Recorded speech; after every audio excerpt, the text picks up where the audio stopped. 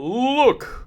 Up in the sky! It's a bird! It's a plane! It's a new political party dedicated to fighting corporate greed and corruption! It's the Justice Democrats! Hello everyone and welcome to Balance Point Radio. This is Nathan. And this is Matt. And today we're talking about Justice Democrats again. This is episode 2. Before we start, I'd like to mention a comment we got in our last Justice Democrats episode. This one is from someone named Green Fire. And she said, we have 33 Republican governors, the governorship overseas, state election boards, Diebold and cross-check ensure that no liberal can win in these states. In addition, gerrymandering methodically put in place by Republicans nails the coffin. The hubris of the Justice Democrats thinking they can just throw money at a broken system without fixing it first blows my mind. Way to magical thinking, guys. So, I don't think she understands what it really is about. Of course, beating Republicans is an important point. I think what we're really trying to do here is we're trying to primary incumbent corporate Democrats and get them out of office. So when we go up against these Republicans in these primaries, then we can actually have a fighting chance and not just see the massacre we saw in the last election. Personally, I gotta say, I don't see what the problem is. I mean, Democrats losing to Republicans consistently sounds like a win-win to me. Yeah, well, I don't like that. I mean, I would like to see progressives win against Republicans, but anyway, and also we have about 20 plus Democratic seats coming up in the 2018 election, and only about 9 Republican seats. So this is actually a good chance for the Justice Democrats to get real progressives into those things because they're going to primary those incumbents, and we can actually get a progressive running against a Republican.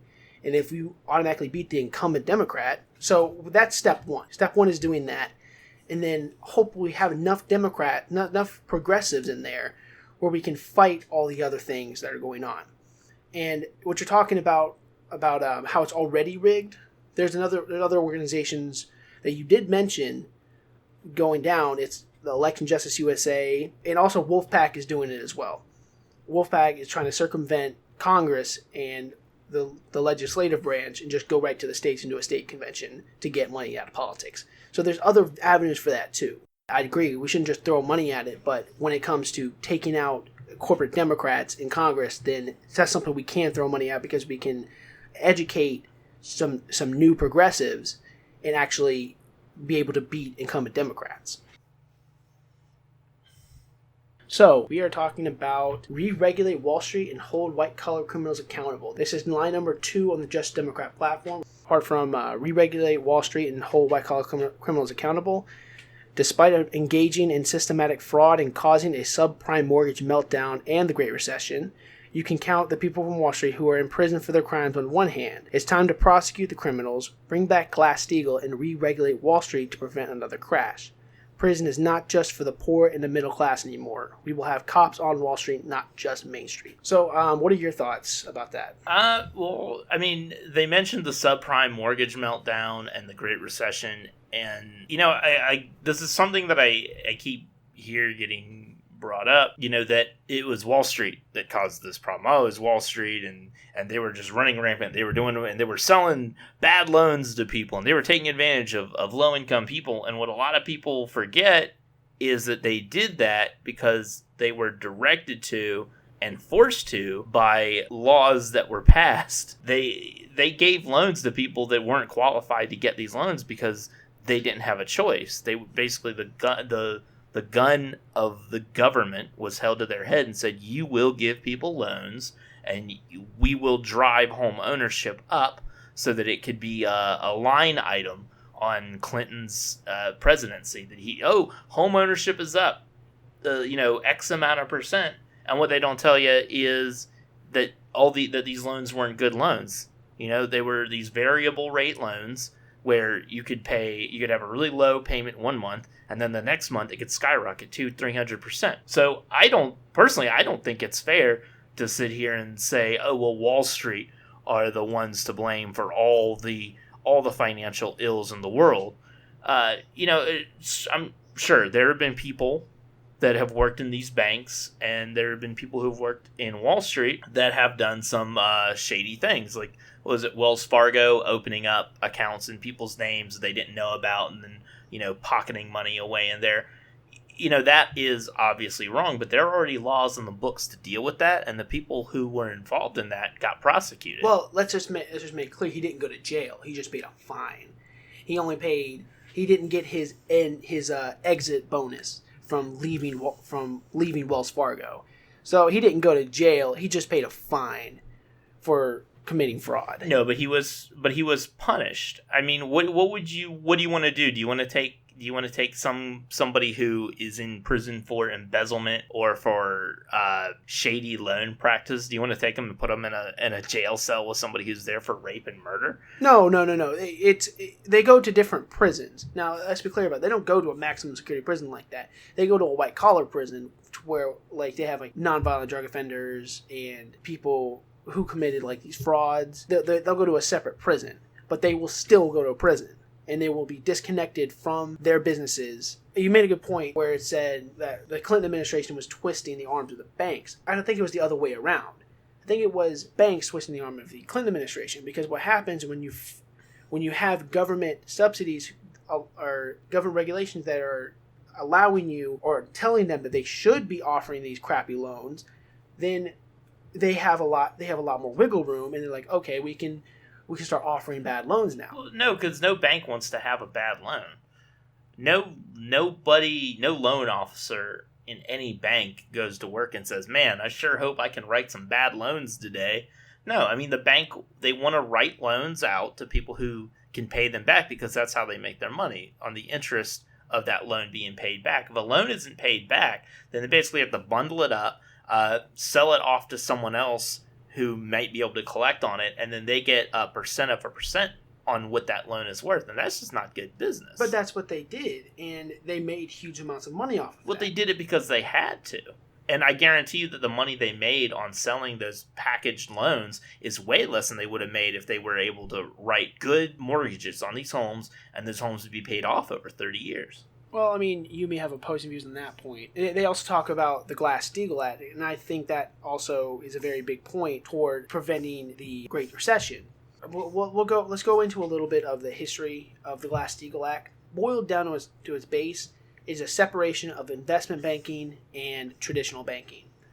Investment banking being IPOs and ETFs and those kind of things. Traditional banking is your mortgages, your deposits, your checking accounts, your savings accounts, all that kind of stuff. When that was repealed, now it all got mixed together. Now the banks can use depositor money to fund their speculation. But as long as they're making money, everything's fine. But as soon as they stop making money, it starts to collapse. And that's why Obama had to bail them out. If the Glass-Steagall Act was still in place, he wouldn't have had to bail them out, because they would have just lost a lot of money. And the people could have taken their money out, and it wouldn't have affected them because they would have been separated. It would have been two different sections of that corporation. There's a quote here I want to read off by Simon Johnson, a former chief economist for the International Monetary Fund. In the run-up to the 2008 crisis, the largest U.S. banks had around 4% liquidity relative to their assets. This was not enough to withstand the storm. Now, under the most generous possible calculation, the surviving mega banks have on average about 5% liquidity. That is, they are 95% financed with debt. So when they're so much in debt and they control, I think it was 40% of all deposits and 1/3 of all mortgages, it's all bundled up into a handful, half a dozen companies. And when one of them fails, the others completely fail. And what happens is a monopoly. And as a Republican, I don't think that you would believe in a monopoly.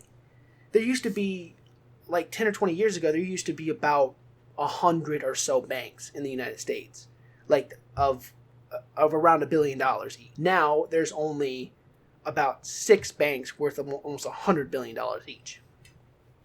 So, and what happened is they merged up and they all get gobbled up other banks, and they just turn into these mega banks. And that's what I was gonna say. I mean, that's exactly what happened, because you have During the Great Recession, you had a lot of these smaller banks that existed that just couldn't make it. They couldn't keep themselves financed, and your larger banks like your Wells Fargo and your Bank of America, arguably the two biggest banks in the country, they had the ability to gobble up these smaller banks and absorb them into what they had on their books.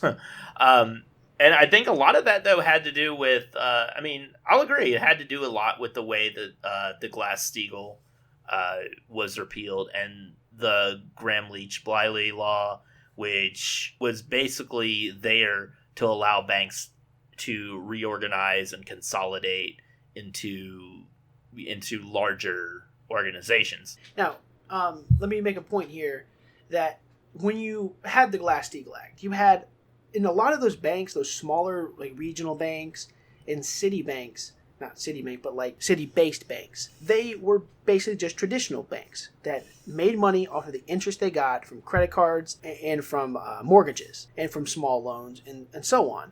So they had to make their money by giving out small business loans, mortgages, etc. What happened when you repealed the Glass-Steagall Act is that now Bank of America and like J.P. Morgan, those banks look a little bit more appealing to buy, because now that's a big chunk of money that they can use in their next IPO that they want to bring out, or their next big investment gamble. It turned into not taking on other banks because they had good margins for interest rates.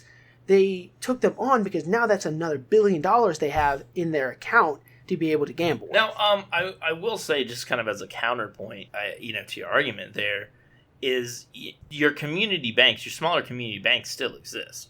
There are still smaller community banks, and a lot of people are even turning away from using banks to keep their money in. A lot of people are going towards credit unions because credit unions have become a far more attractive option.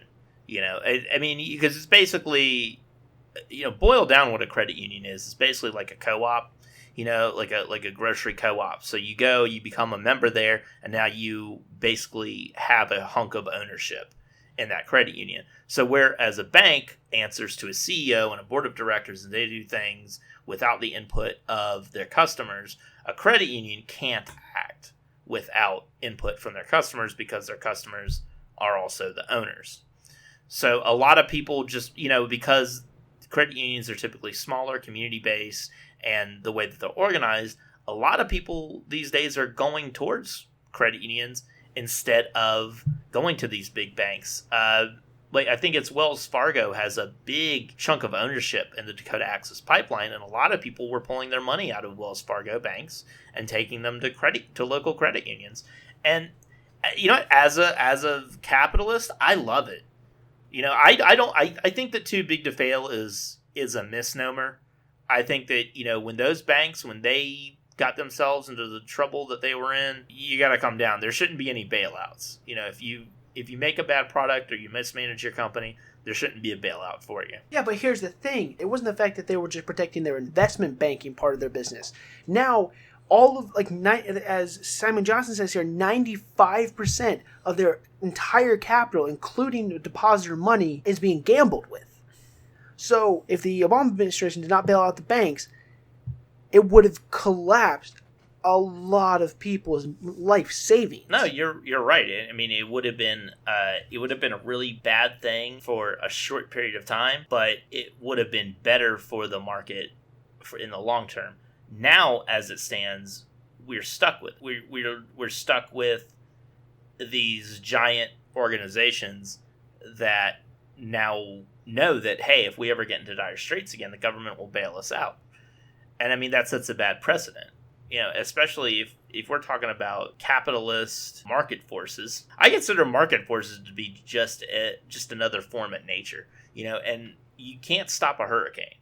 And so it's one of those things is like you have to brace when something bad is coming through the market, you have to brace for it, and plan to rebuild afterwards. You can't just stop it from happening. Let's okay, I'm gonna use your analogy. So if you have 6 really tall buildings with bad foundations and a hurricane comes that collapses an entire city's population is held up in 6 very tall buildings, that all 6 of those buildings collapse and everybody in the entire town dies. But when you have smaller houses and they're spread out across, then you have a smaller percentage of those businesses being destroyed and a smaller percentage of those homes being destroyed. So a lot more people survive. Yeah, no, honestly, I think that's a really good analogy. And I think that we should be looking at it through this lens as what kind of system do we have where everything is held in only 2 or 3 different places? I mean, that is just asking for trouble right there. And like my grandma always used to tell me, don't put all your eggs in one basket. I mean, you don't, and if you're going to put your money into the market and you're starting to buy stocks, what's the number one rule that you do with your money when you're investing? You diversify. You don't just throw all your money into Microsoft or Apple, because something bad could happen one day and now you lose all your money. You got to spread it out. And I feel like for the sake of simplicity and for the sake of ease, we as a society have allowed our financial systems and our financial institutions to become these basically giant baskets, because it's difficult to go and pick up terms and conditions and check interest rates versus 20 different banks. It's easy just to say, oh, well, I have an account with Wells Fargo because they're the only choice. I think you're actually agreeing with bringing Glass-Steagall back. Because, like I've stated before, and I'll restate it again, it made, after it was repealed, smaller regional banks are a lot more appealing because they're no longer just there for the profit they make off of interest rates. They're there because they have a huge basket of like $1 billion or $10 billion that Bank of America or JP Morgan or Citigroup can use to invest more. So it's not just buying their profits, it's buying an entire initial capital for new investment. Well, so here's where we differ, because I don't necessarily disagree with the principles behind Glass-Steagall. I disagree with it being a law. I disagree with the government coming in and saying you must do this and forcing industries, any industry, to behave a certain way. I feel like, in this case, we're talking about the banking industry. So I feel like banks should be allowed to, to test out new formats and new ways of functioning. And then, but when you do that, you have to let the poor ways fail. When you can't say, because it's free market principles. You can't say, okay, well, you guys are deregulated, and if you screw up, we'll bail you out. No, it goes back to what we were saying on our last episode about the protests. If you want freedom to operate the way that you want to operate, you have to own those failures. You can't just say, oh, yay, deregulation, we made all this money. You have to say, oh, yay, we were deregulated, we made a bunch of money, here's where we screwed up, let's not do that again. And I think a lot of times your large banks don't want to do that. And so they go to people in government when they're getting into hard times, say, hey, can you maybe pass a law? Can you bail us out here? And that's not the right thing to do. That's completely right. I agree with that, because I think what we have is we have a poor system that sustains itself, because the government should be coming in when those poor things happen and not subsidizing those poor decisions. That's what's been happening. That's what happened in 2008. That's why we haven't learned from our mistakes from 2008. So, and that all leads back to campaign finance reform, what we talked about in the last episode. Because they'll come in, they'll buy the politicians, like Hillary Clinton was saying the Glass-Steagall Act didn't cause, or the repeal of the Glass-Steagall Act didn't cause the 2008 financial crisis. Well, in my opinion, it was, and in also a lot of other progressives' opinions, that was a very big reason. Apart, also attributing to the fraud that was used for classifying subprime mortgages, but it's a big chunk of it. Well, even let's play devil's advocate here for a second. Let's say, okay, the repeal of Glass-Steagall didn't directly cause the crash, but it did create an environment where that crash could have the maximum amount of impact on Americans. I mean, let's say that, the 2008 housing crash probably would have happened regardless of the Glass-Steagall repeal. Just by the nature of you had a whole bunch of really bad loans out there. However, agreeing with you on this point, if those loans were held by smaller community banks, then you would have had these smaller institutions failing, and then your other institutions that were in a better financial position could have came in and said, oh, hey, you guys kind of are having a hard time. Well, we'll buy you up. We'll take on your debt. We'll sell it off. And I mean, that's the way the market is supposed to work. When there is a large population of people will usually work toward the greater good and work towards something that works for everybody. But when you have a few people, say 40 or 50 people in these 6 largest banks, they'll only work in their own self-interest. They'll be selfish. But when you have like an entire group of people talking about regional banks, small regional banks, then they'll all work toward a better and greater good because they want their industry to thrive. They don't want to like gut their industry and profit from their industry like the big banks did in 2008. Well, I mean, also too, when you have a lot of these smaller regional banks, you have more competition. Competition is always better. Competition is always going to push people to come up with the next great idea. Whereas now, there's not really a lot of competition. I mean, there just isn't. Like, you have your handful of choices of banks to go to, and even some of the banks that seem smaller are owned by larger banks. It's just not broadcast as much. But, where I disagree on it is that it should be enshrined in law. Here's my issue with it. If we create a law, if we bring back Glass-Steagall and then we say, okay, you must operate this way, this is the only way that you can legally keep yourself going. Then if we do have a crash, or another big bank crisis like we've had, then now the government is on the hook, because and the taxpayers are on the hook. No. In my opinion, it's the exact opposite. We don't have to bail them out. We don't have to bail them out for them screwing up their investment banking section of it, because the American people are still safe. No, but what I'm saying is, depositor money. If it happened, then the banks would go to their buddies in politics and their buddies in the legislative or the executive branch or the judicial branch and say, wow, if we were able to bring all our business together and operate the way we want to, this wouldn't have happened.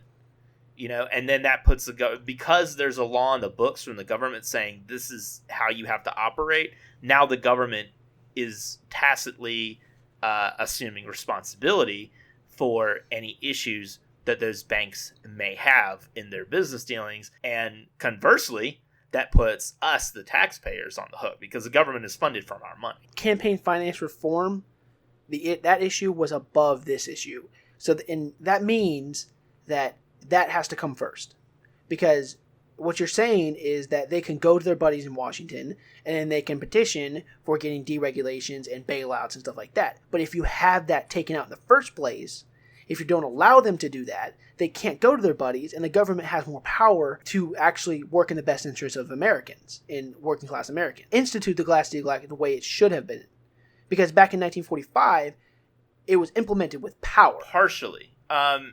Because you got to remember, regardless of whether or not they're able to give campaign contributions, these people are still going to know each other. They're still going to run in the same circles. They're still going to be social friends. And I'm pretty sure there have been studies done on this. I mean, I could look it up. But people are typically more inclined to do things for their social friends. That's a good point. And what that entails is that 50 people who run 6 of the largest banks can't just know everybody in Washington. So if we had a bunch of regional banks that we spread out the wealth of the 6 investment banks through hundreds and hundreds of regional banks, then not one of those regional bank CEOs, not one of these are going to know everybody in Washington. So it would be more democracy in a sense, because it would be a majority of regional banks saying, okay, this is hurting the way that we can help the American people through making small business loans and how we can even operate. And it would actually be more representative of the industry as a whole, other than those top 50 people and their severance packages and their exit packages. That's a fair point. Yeah, I mean, you're right. I mean, it's a well-made point. You know, you remove the ability again of you increase the population rather, and so it's a lot more difficult to have everyone running in a very small social circle. So I mean, I guess I know where you stand on this, but I still want to ask, like, do you think that something like this would need to be made law? I would like to think that if we implemented campaign finance reform, it would fix itself, but I don't think it could. I think that the big banks already have too great of a hold on our entire economy and our entire banking system. Because, like I said, they own 2/3 of all credit cards and more than a third of all mortgages. When you have these handful of people owning all of, like, being in control of all of that wealth, then they're still really powerful. And what happens if you institute the Glass-Steagall Act, you don't even have to break up the big banks. They'll start breaking up themselves. Because when you separate the investment banking, then you're looking at, say you have let's just say $500 billion in depositor money, and you only have $50 billion in investment banking money. Before Glass-Steagall, you had $550 billion to invest. Now, after Glass-Steagall, you only have $50 billion to invest. And now you have a bunch of other business that makes a lot less money that regional banks would love to do. So you just start breaking it up. They'll break it up themselves because it doesn't mean anything for them anymore.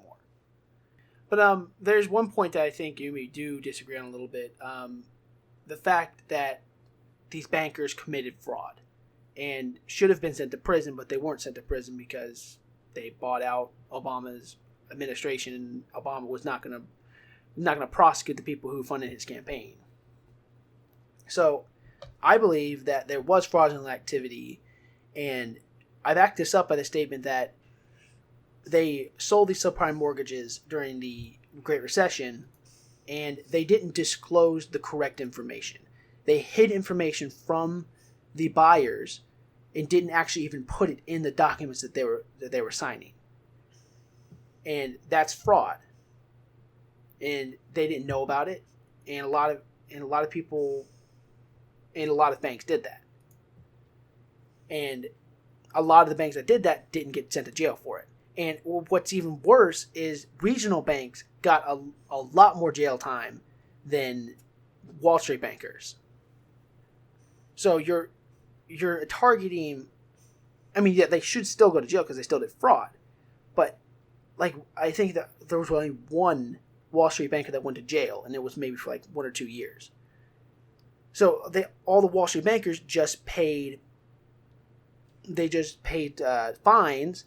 The fines they got were from the gains they made by ripping off the people that they ripped off. Well, I mean, if they did commit fraud, then obviously they should be punished for it. And the law needs to be applied evenly across the board.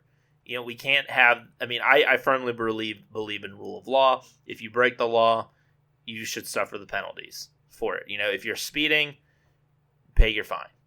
You know, if you defraud billions of dollars out of people, you know, you need to be held as liable for that crime as if you were a smaller person, you know, who had done the same crime. Now, I think where we disagree, though, is that they should necessarily be sent to prison.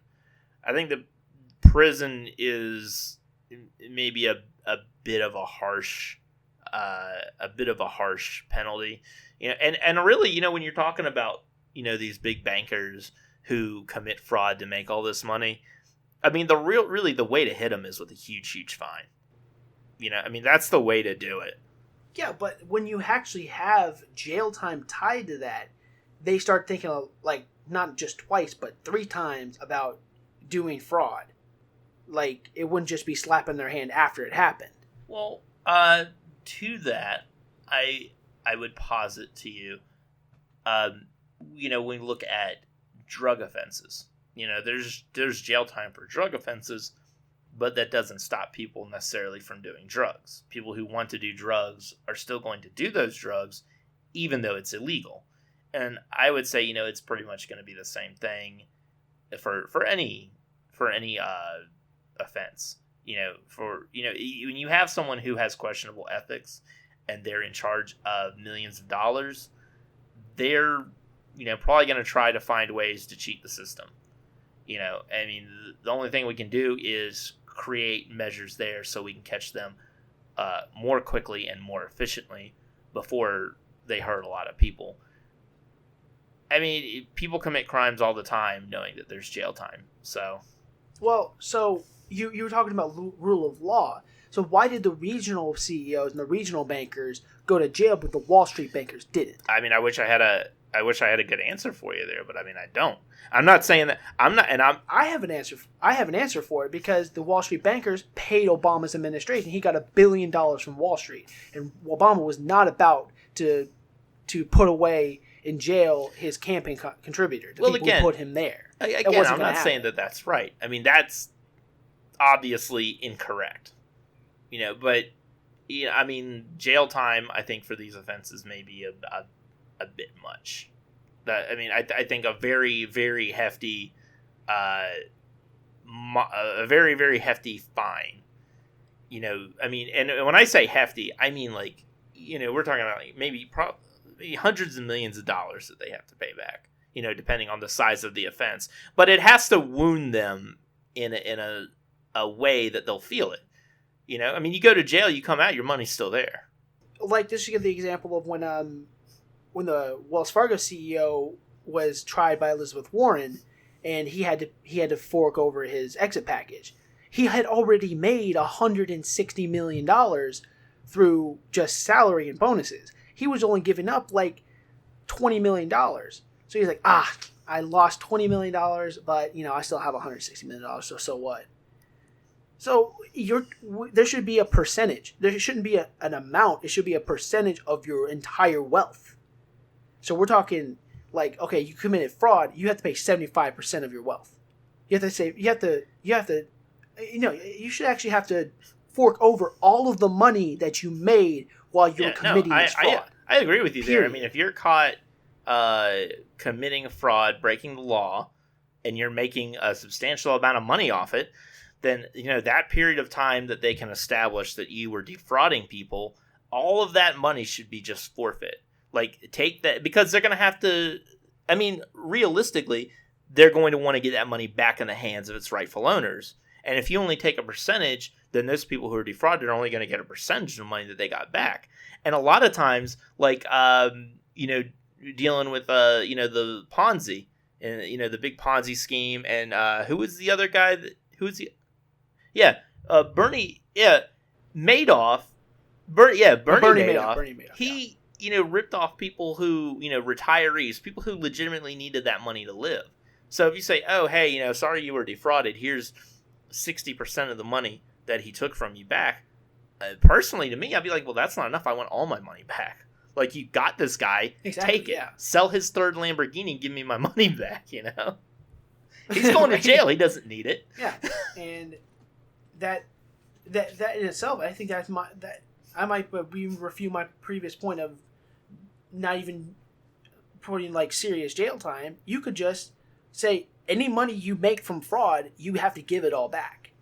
So that Wells Fargo CEO that made $160 million from what he did, he has to give all of it back. So what's the point of even putting in the work of doing the fraud if you have to give it all back? And a lot of these cases too, when you go to work in the financial sector, before you get that job, they, basically do background checks on you. They make sure that you haven't been involved in any type of, ethical wrongdoing.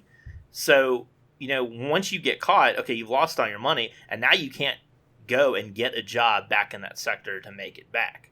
Well, to me, that hurts a lot more than jail time. That's basically saying, yeah, man, we're not going to send you to jail, but your life is completely ruined, Like, but the thing is, that doesn't go on their record. That just shows they paid a fine. That's not a felony. Well, no, but if you find them, if they're guilty, if they're found guilty of a felony, especially a felony that shows a lack of ethics, then they can't get another job in the financial sector. No one would hire them.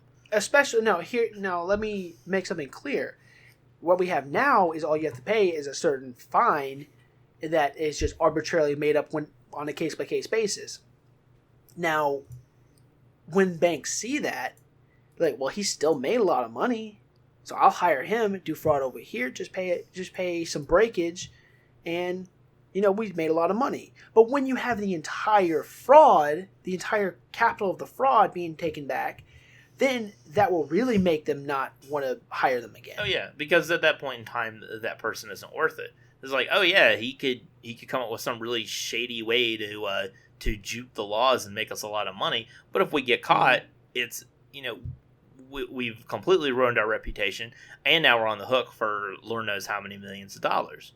I mean, billions of dollars, not just millions, billions of dollars. Well, depending on the extent of the fraud. I mean, for me, I just feel like if we're gonna have, if we're going to have these laws on the books to stop this kind of wrongdoing, let's pass the right law.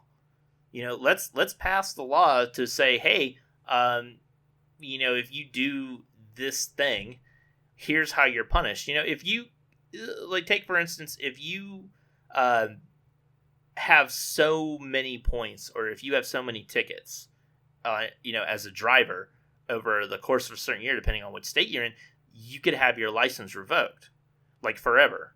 So now you got to look at, okay, well, is it worth it? Is speeding worth it?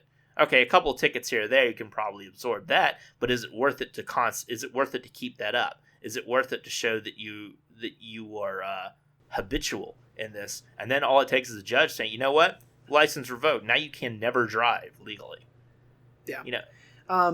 And also to the point where taking back all of the fraud money, there's another kind of criminal activity where you can't use the money you made from the activity to pay fines. Well, let's say you're a drug dealer and you made, say, 100 grand off of dealing drugs. The government seizes that money. You have no access to that cash. You have no access to that money unless maybe you laundered it and you maybe whitewash it really well, which not a lot of drug dealers really do.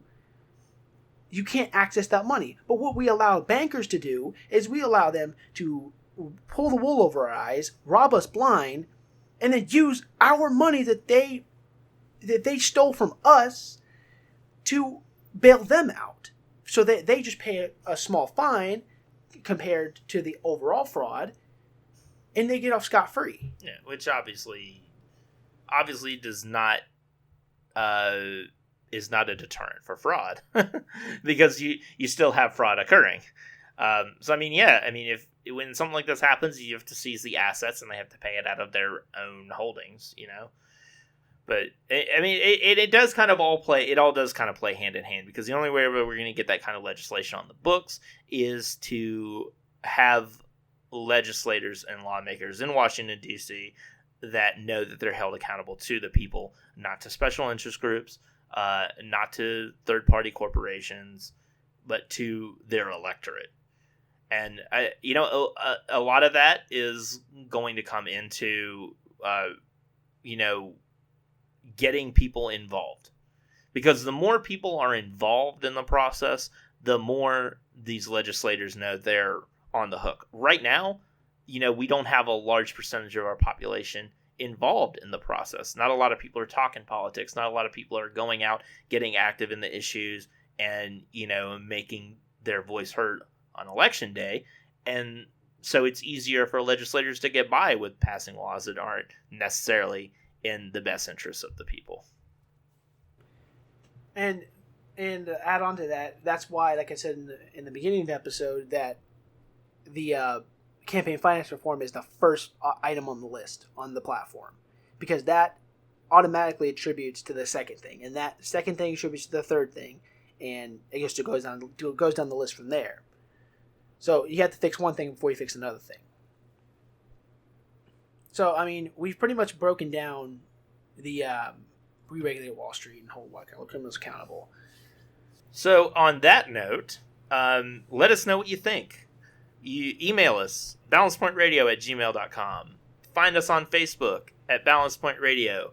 Tweet us at balance_point. And if you're watching this on YouTube, like, comment, subscribe, and ring the bell so that you can find out when our next episode is. It's usually fairly close to weekly, and that way you don't miss it. You can check it out and make the first make the first response, make the first comment on our next video, and you get a shout out as part of our notification squad. And if you comment, you might be featured. So comment, email us, let us know. Let us know what issues or what news you see that is interesting to you, so that we can cover it, and we'll all make each other even more informed. So with that, we will see you on our next episode, where we'll probably be talking about the craziness that continues to surround the Trump administration. Hopefully, eventually we'll get to some different news that isn't about Donald Trump.